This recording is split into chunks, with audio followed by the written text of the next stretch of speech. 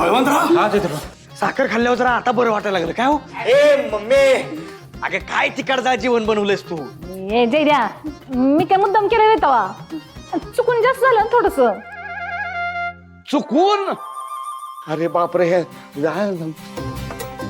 पिल्या अरे तू कसा काय या बाई बरोबर संसार करतोयस ते परमेश्वरालाच माहिती.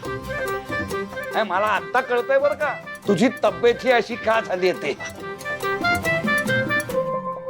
अहो तीच मला कळणं झालंय कसं काय झालं म्हणून.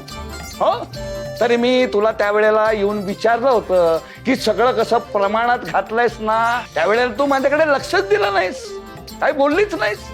काय खरं म्हणजे तुझं स्वयंपाकात लक्षच नव्हतं. लक्ष कसं नव्हतं होतं की लक्ष.